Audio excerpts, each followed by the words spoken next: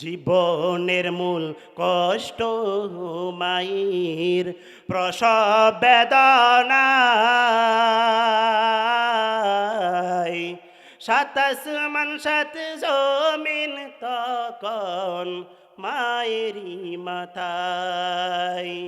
জীবনের মূল কষ্ট মায়ের প্রসব বেদনায়,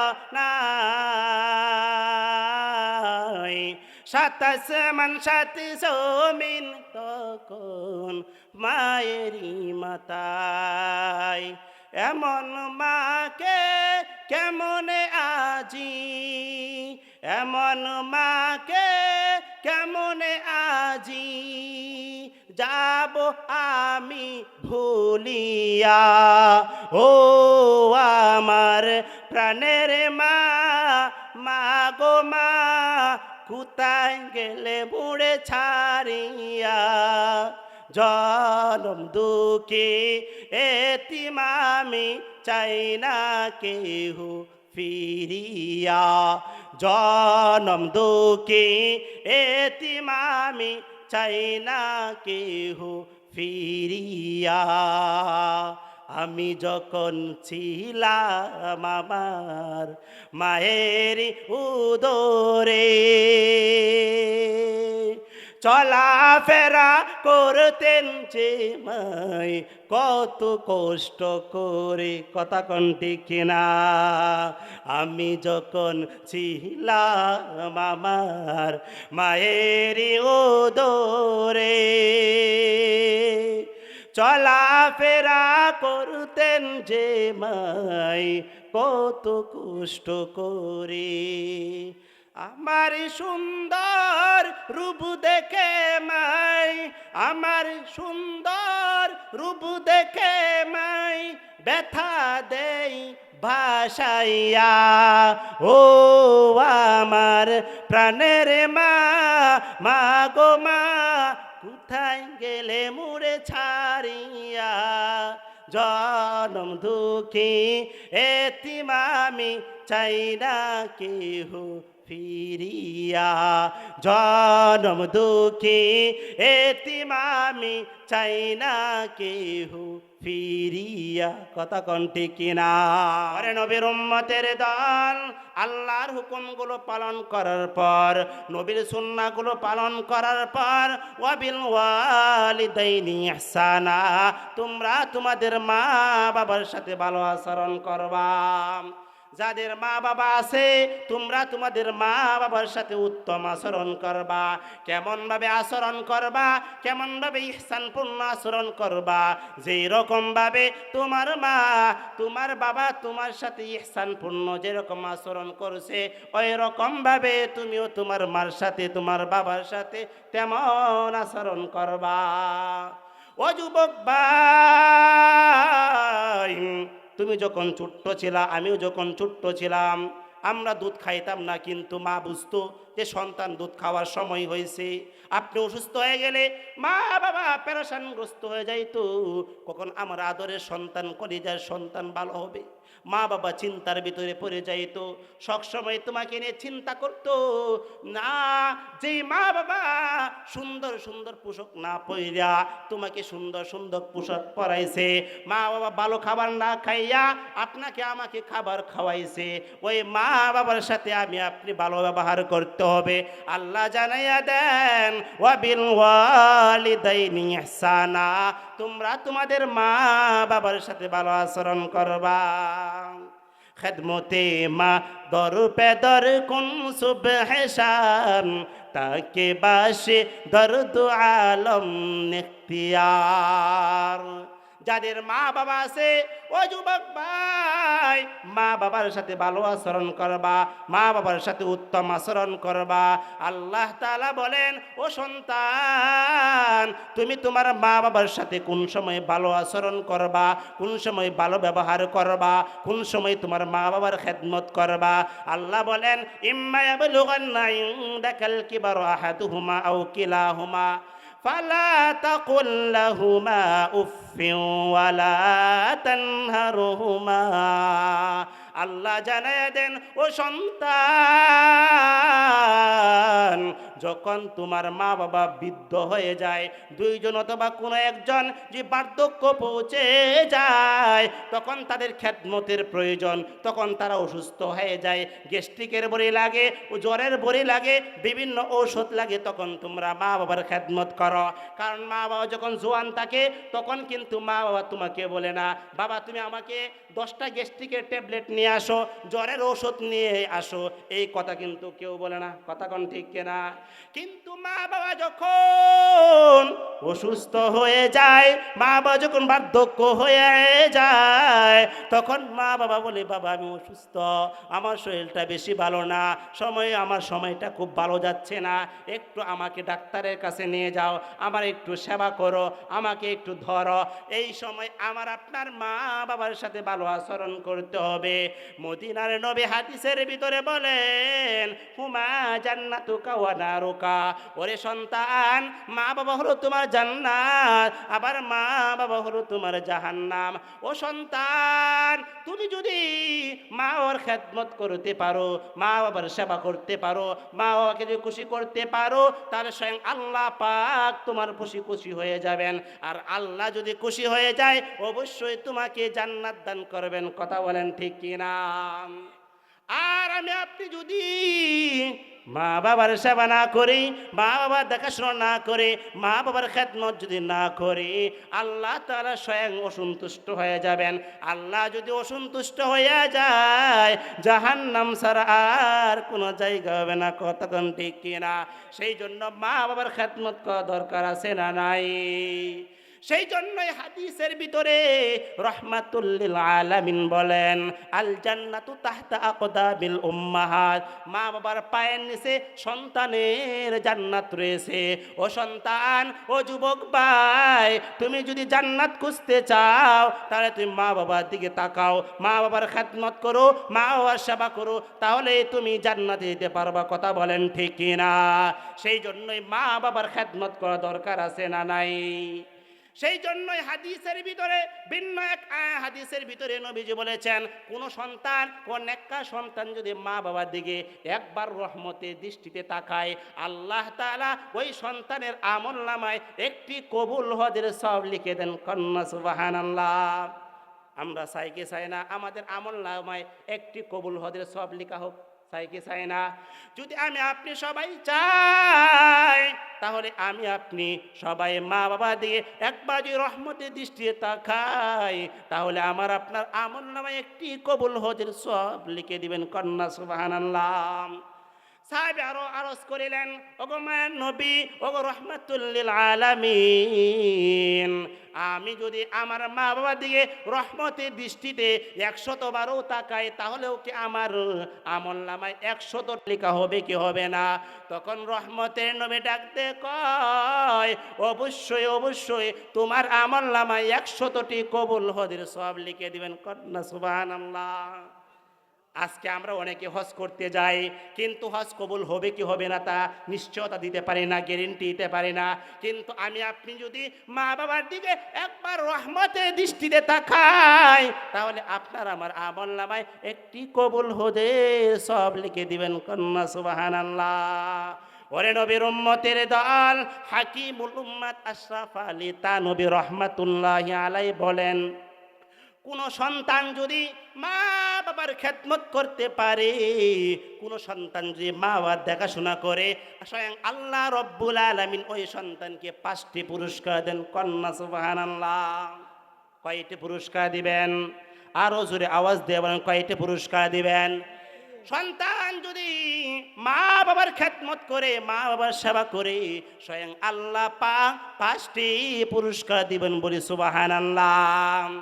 1 নম্বরে পুরস্কার দিবেন, আল্লাহ তাআলা ওই সন্তানের হায়াত বাড়িয়ে দিবেন। বলি সুবহানাল্লাহ।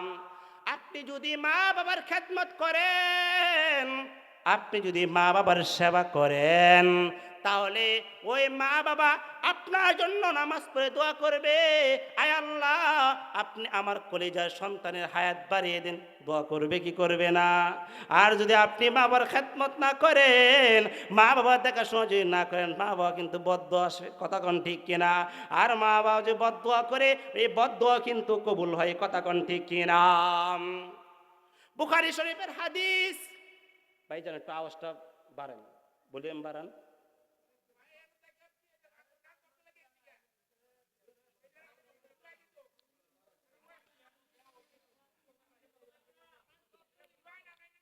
সুবহানাল্লাহ। ওর নবীর উম্মতের দল। বুখারী শরীফের হাদিসের ভিতরে রহমাতুল লিল আলামিন একটি ঘটনা উল্লেখ করেছেন। বনি ইসরাইলের জামানায় এক আল্লাহর বান্দা ছিল, নাম হলো জুরাইস। নামটা কি? আরো জোরে বলেন। জুরাইস তার ইবাদত কানায় সে ইবাদত বন্দি করতে লাগলো। সে তার ইবাদত কানায় সে নফল নামাজ রোজা সব পালন করতে লাগলো। একদিন তার মা আয়েশা ওই সন্তানকে জুরাইসকে লক্ষ্য করে বলল, ওরে আমার আদরের সন্তান, তুমি একটু আমার কথাটা শোনো। যে কোনো একটা প্রয়োজনে জুরাইজের মা জুরাইজের ইবাদত কানায় গেছে। একবার দুইবার তিনবার ডাকার পর জুরাইজ কিন্তু উত্তর দেয় না, জুরাইজ জবাব দেয় না। জুরাইজ ওই নামাজ অবস্থায় ছিল। সে মনে মনে সিদ্ধান্ত নিল, আমি নামাজটা পড়ে নেই, তারপর আমি মায়ের ডাকে সাড়া দিব। যখন সে এই সিদ্ধান্ত নিল, নামাজ পড়লো। নামাজ পড়ার পর আর ওই দিক দিয়ে তার যে মা ছিল, মা ওই সন্তানের জন্য বদদোয়া করলো, দোয়া করলো, আল্লাহুম্মা লা তুমিতহু হাত্তা উজুহাল মুমিসাত। আয় আল্লাহ, আপনি আমার এই সন্তানকে বেবিচারিণীর মুখ না দেখানো পর্যন্ত আপনি তাকে কখনো মৃত্যু দিবেন না। বুঝে থাকলে বলেন তো দেখি, মা বাবা যদি সন্তানের জন্য নেক দোয়া করে আল্লাহ কবুল করেন কি করেন না? অবশ্যই কবুল করেন। আবার মা বাবা যদি সন্তানের জন্য বদদোয়া করেন, তবুও কিন্তু আল্লাহ পাক সেই বদদোয়াও কবুল করেন। যখন জুরাইজের মা জুরাইজের জন্য বদদোয়া করলো, আল্লাহ পাক কবুল করে ফেললেন। জুরাইজ যখন তার ইবাদত কানায় এইভাবে ধারাবাহিকভাবে ইবাদত বন্দি করতে লাগলো, ঘটনাক্রমে একদিন এক বেশ্যা নারী, বেবিচারী নারী আয়েশা জুরাইজকে প্রস্তাব দিল, ওরে আল্লাহর বান্দা, আমি দেখতে খুবই রূপসী, আমার বয়সও অনেক সুন্দর, দেখতে আমি স্মার্ট, তুমি আমার সাথে বেবিচারি করো। তখন ওই জুরাইজ বলল, না না না, আমি তোমার সঙ্গে বিবেচার করতে পারবো না, আমি তোমার সঙ্গে জিনা করতে পারবো না। যখন জুরাইজ এটা না করে দিল, ওই মহিলাকে না করে দিল, তখন ওই বেশ্যা নারী তখন সে চলে গেল। চলে গিয়ে মাঠের ভিতরে দেখলো একজন রাখাল সে বকরি চড়াচ্ছে। তখন ওই বকরির মালিকের কাছে গেল, ওই রাখালের কাছে গেল। রাখালের কাছে যাইয়া ওই রাখালকে গিয়ে ফুসলে ফেললো, তাকে রাজি করায় ফেললো। তখন ওই রাখাল ওই মেয়ের ফান্দে পড়ে তখন ওই মেয়ের সাথে জিনা করে ফেললো। যখন জিনা করে ফেললো, ওই মেয়ের গর্ভের ভিতরে সন্তান চলে আসলো। যখন গর্ভের ভিতরে সন্তান চলে আসলো, তখন যখন গর্ভপাত করবে এমন সময় যখন উপনীত হলো, এই সময় কয়েকদিন যাওয়ার পর গর্ভপাত করলো। গর্ভপাত করার পর ওই মেয়ে, ওই বেশ্যা নারী লোকদেরকে লক্ষ্য করে বলতে লাগলো, এই যে আমার সন্তান, এই সন্তানটা হচ্ছে জুরাইস। বলেন নাউজুবিল্লাহ। ওই বেশ্যা নারী গিয়ে বললো, এই সন্তান হচ্ছে জুরাইজের। তখন এলাকাবাসী উত্তপ্ত হয়ে গেল, তেলে বেগুনে জ্বলে গেল। যেই জুরাইজের কাছে গিয়ে আমরা দোয়া চাই, আমরা গিয়ে মা বাবার উদ্দেশ্যে দোয়া চাই, কিন্তু সেই জুরাইজ সে মা বাবার সাথে খারাপ, সে জিনা করছে, সে বেবিচার করছে, এটা কোনো গ্রামের মানুষ মানতে পারে না। আপনারা মানবেন? কেউ মানতে পারে না। তখন তারা তেলে বেগুনে জ্বলে উঠলো। যখন জ্বলে উঠলো, তখন তারা ওই জুরাইজের ইবাদত খানায় গেল। জুরাইজের ইবাদত খানায় যাইয়া জুরাইজকে গিয়ে বলল, ও জুরাইজ, তুমি এটা কি কাজ করলা? এতদিন পর্যন্ত তোমাকে আমরা ভালো মনে করতাম, এতদিন পর্যন্ত আমরা তোমার কাছে দোয়া চাইতাম, এখন তুমি কি কাম করছো, কি কাণ্ড করেছো? তখন ওই এলাকাবাসী উত্তপ্ত জনতা ওই জুরাইজের যে ইবাদত খানা ছিল তখন ভেঙ্গে দিল। এতে ক্ষান্ত না, ওই জুরাইজকে লক্ষ্য করে তারা অকাত্য ভাষায় গালিগালাজ করতে লাগলো। গালিগালাজ করে শেষ করে নাই, তখন ওই জুরাইজকে নিয়ে তারা ব্যঙ্গচিত্র পর্যন্ত করতে লাগলো। যখন এই অবস্থা হইল তখন জুরাইজ এলাকা লোকদের কাছে তিনি একটা সময় চাইছেন, তোমরা আমাকে 2 রাকাত নামাজ পড়ার অনুমতি দাও, 2 রাকাত নামাজ পড়ে আমি এই সত্যতা প্রমাণ করে দেব আল্লাহ পাক যদি চান। তখন ওই জুরাইজ 2 রাকাত নফল নামাজ পড়লেন। নফল নামাজ পড়ার পর ওই সন্তানকে লক্ষ্য করে বললেন, তোমরা ওই সন্তানকে নিয়ে আসো। সন্তানকে নিয়ে আসার পর ওই জুরাইজ লক্ষ্য করে ওই সন্তানকে বলল, তোমার বাবাকে, তোমার বাবাকে, মা ইসমুকা, তোমার মান আবুকা, তোমার বাবাকে। যখন এই কথা বলল সন্তান, শিশু সন্তান, আল্লাহ পাক গায়বী ভাবে ওই সন্তানের মুখে উত্তর দিয়ে দিল, আমার বাবা হচ্ছে আর রাই রাকাল। বলেন আল্লাহু আকবার। তখন আল্লাহ পাক এই ছোট্ট শিশুর মুখে আল্লাহ পাক জবান জারি করে দিয়েছেন, বলেছেন যে আমার বাবা জুরাইজ না, আমার বাবা হচ্ছে রাখাল। যখন এই কথা ওই শিশু সন্তানের মুখ দিয়ে বের হয়ে গেল তখন উত্তপ্ত জনতা নিস্তব্ধ হয়ে গেল। কথাখন ঠিক কিনা? তখন তারা বলতে লাগলো, হাই কি কাজ করলাম রে, অনেক তো ক্ষতি করে ফেললাম, আমরা তো ভুল করলাম। তখন জুরাইজের কাছে করজোড়ে আবদার করলো, হুজুর আপনি আমাকে মাফ করে দিন, আমাদেরকে ক্ষমা করে দিন, আপনার যে গড়টা ছিল আমরা প্রয়োজনে স্বর্ণ রূপা দিয়ে আমরা বানিয়ে দেব, তবু আপনি মাফ করে দিন। তখন জুরাইজ দক্ষ করে এলাকাবাসীকে বলল, ওই এলাকাবাসী আমার, তোমরা আমার ইবাদত খানাকে স্বর্ণ রূপা দিয়ে বানাতে হবে না, আমার ঘরটা যেরকম ছিল ওই রকম তোমরা রেখে দাও, ওই রকম তোমরা বানিয়ে দাও, তাহলে যথেষ্ট হবে। তাহলে এই ঘটনা থেকে বুঝতে পারলাম, সন্তান যদি মা বাবার খেদমত না করে আর ওই দিক দিয়ে মা বাবা যদি সন্তানের প্রতি নারাজ হইয়া যায়, তাহলে মা বাবা যদি বদদুয়া করে আল্লাহ পাক সেই বদদুয়া কবুল করেন। কথা কোন ঠিক কিনা? সেই জন্য মা বাবার খেদমত করা দরকার আছে না নাই? মা বাবা যদি খেদমত করতে পারি, মা বাবার যদি সেবা করতে পারি, তাহলে আল্লাহ তাআলা আপনার আমার হায়াত বাড়িয়ে দিবেন। কন্যা সুবহানাল্লাহ। আর 2 নম্বর পুরস্কার দিবেন। আল্লাহ তাআলা বলেন, যেই সন্তান মা বাবার খেদমত করবে, যেই সন্তান মা বাবা দেখাশোনা করবে, আমি আল্লাহ পাক ওই সন্তানের বালা মুসিবত গুলো দূর করে দেব। বলি সুবহানাল্লাহ। আমরা অনেক সময় মুসিবতের ভিতরে পড়ি, কি বলি না? অনেক সময় ভিতর টেনশনে পড়ে যাই, টাকা পয়সার টেনশনে পড়ে যাই, অনেকে অসুস্থ হয়ে যায়, অনেকে আমরা পেরেশানগ্রস্ত হয়ে যাই।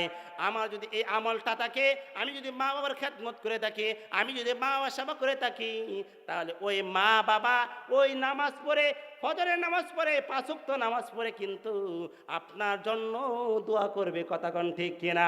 আর যখন মা বাবা আপনার জন্য দোয়া করবে, মা বাবা যখন আপনার জন্য দোয়া করবে, তখন আল্লাহ পাক সেই দোয়া কবুল করে আপনার মালা বালা মুসিবত গুলো দূর করে দিবেন। বলি সুবহানাল্লাহ। আর 3 নম্বর পুরস্কার দিবেন, আল্লাহ তাআলা ওই সন্তানকে সম্মানের সেরে সমাসীন করবেন। বলি সুবহানাল্লাহ। এরকম সম্মানের সেরের ভিতরে আল্লাহ পাক আপনার মর্যাদা উদ্দিন করবেন। বলেন সুবহানাল্লাহ। সেই জন্য আমাদের মর্যাদা আল্লাহ বাড়িয়ে দেখ, আমরা চাই কি চাই না? আরো জোরে বলেন, আমরা চাই কি চাই না? আমরা সবাই চাই।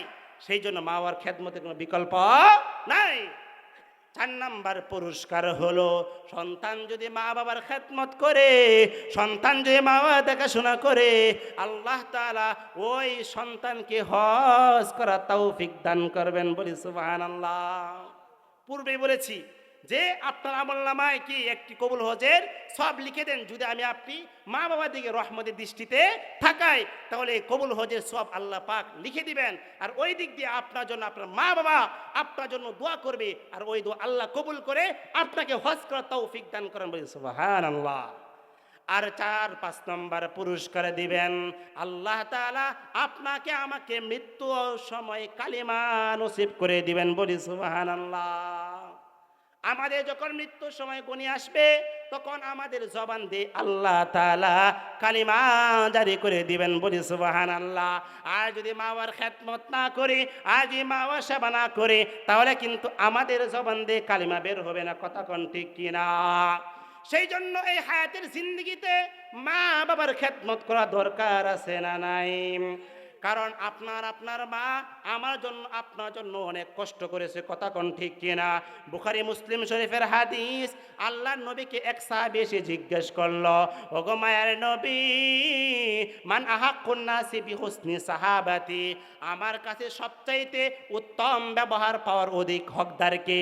আমার কাছে সবচাইতে ভালো ব্যবহার পাওয়ার হকদার কে?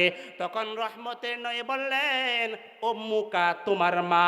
তারপর সাহাবী আবার জিজ্ঞেস করলেন, তারপর কার সাথে আমি ভালো ব্যবহার করব?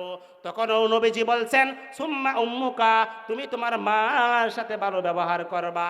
তৃতীয়বার সাহাবী আবার জিজ্ঞেস করলেন, ওগো মায়ের নবী, তারপর আমি কার সাথে ভালো ব্যবহার করব?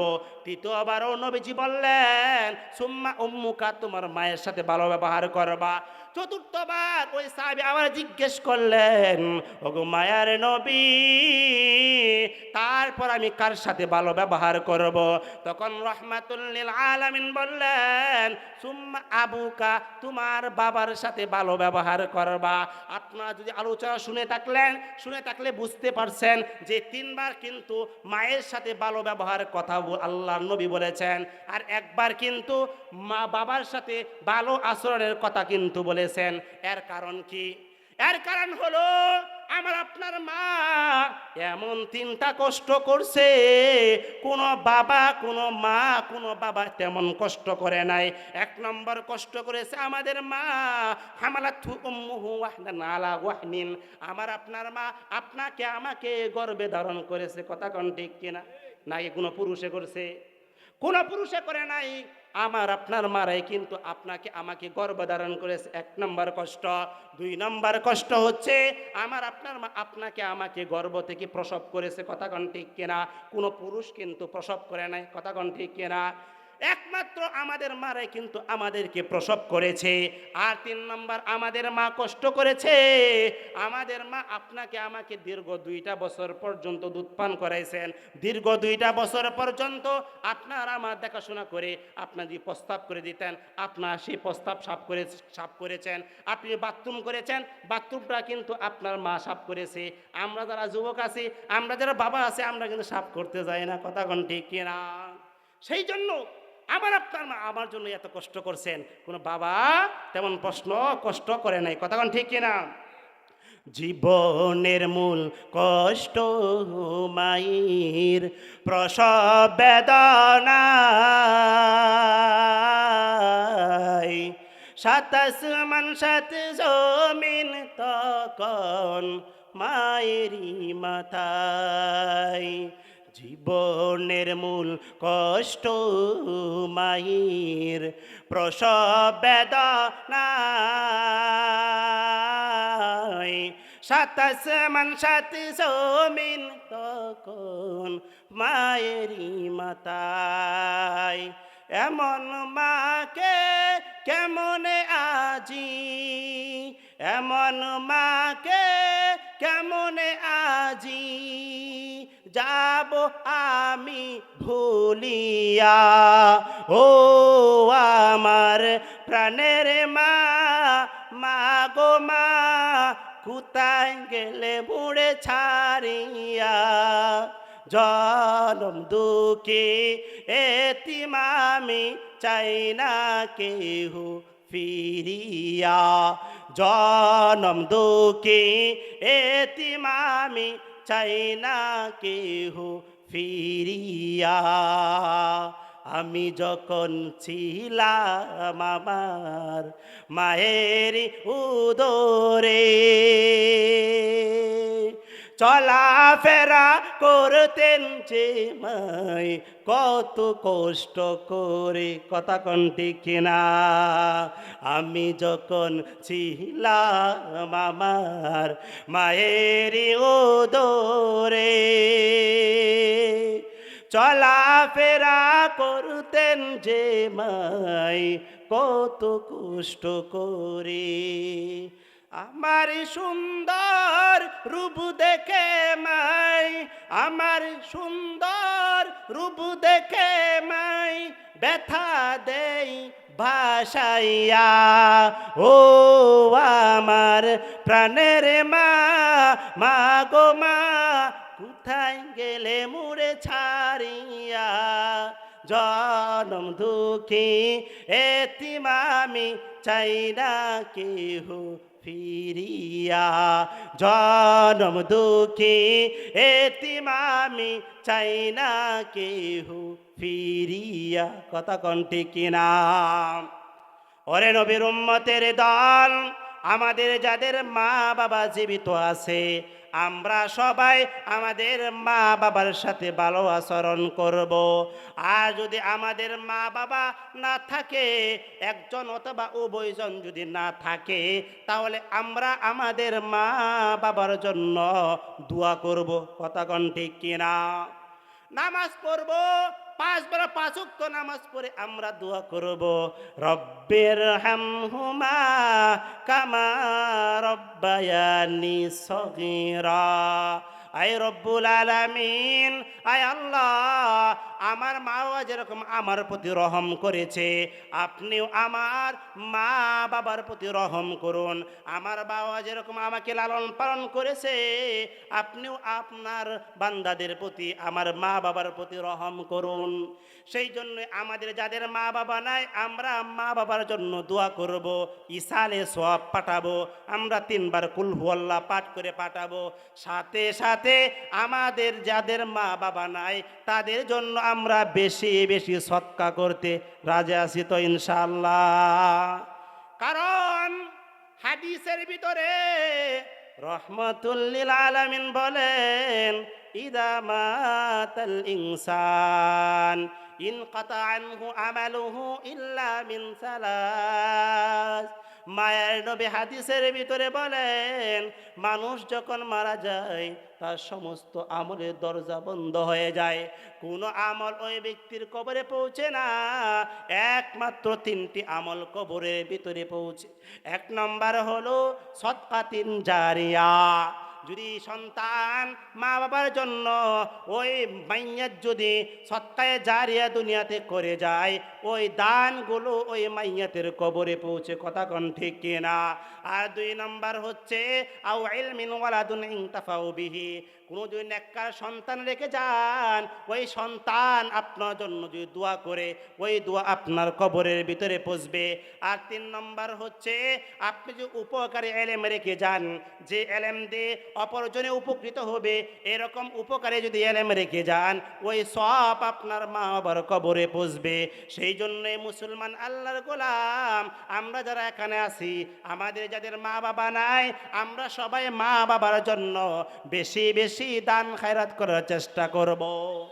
আরেকটি আমল হচ্ছে, আমাদের যাদের মা বাবা নাই, আমাদের মা বাবাদের যে সমস্ত বন্ধু বান্ধব আছে, খালা আছে, বান্ধবী, মায়ের বান্ধবী আছে, তাদের সাথে আমরা ভালো আচরণ করব। তাদের সাথে আমরা ভালো আচরণ করব। তাহলে ওই বন্ধু বান্ধব, ওই বান্ধবী আপনার জন্য, আপনার মায়ের জন্য, আপনার বাবার জন্য দিল খুলে দোয়া করবে, আর ওই দোয়া আপনার বাবার মায়ের খবরে যাবে। কথা কোন ঠিক কিনা? সেই জন্য আমরা বেশি বেশি করে দান খায়রাত করার চেষ্টা করব। এবং যে সমস্ত মা বাবাদের যারা মারা গিয়েছেন, তাদের বন্ধু বান্ধব আছে, তাদের বান্ধবীরা আছে, তাদের সাথে আমরা ভালো ব্যবহার করব। আল্লাহ কবুল করুক বলে আমিন। সেই জন্য এই দুনিয়া জিন্দেগিতে আমরা যারা আছি, আমরা সবাই মা বাবার সাথে ভালো আচরণ করব, মা বাবার খেদমত করব, মা বাবা দেখাশোনা করব। আমি আপনাদের সামনে এই আলোচনাটুকু করেছিলাম। 1 নম্বর আলোচনা প্রথম দিকে টেনেছিলাম যে আমাদের এই হায়াতের জিন্দেগিতে আমরা একমাত্র আল্লাহর হুকুমগুলো পালন করব, অন্য কারো গোলামি করব না, একমাত্র রবের হুকুম মানব, অন্য কারো হুকুম মানব না। সাথে সাথে আল্লাহর হুকুমগুলো মানার পর, নবীর তরিকাগুলো মানার পর, আমরা যে মা বাবার মাধ্যমে এই দুনিয়া জিন্দেগিতে এসেছি, আমরা মা বাবার সাথে ভালো আচরণ করব, মা বাবার সাথে খারাপ আচরণ করব না, মা বাবার সাথে অশ্লীল বেহায়াপনা আমরা কেউ করব না। আল্লাহ সবাইকে কবুল করুক বলেন আমিন। সেই জন্য এই হায়াতের জিন্দেগিতে আমরা মা বাবার সাথে সবাই ভালো আচরণ করব। আল্লাহ কবুল করুক বলেন আমিন।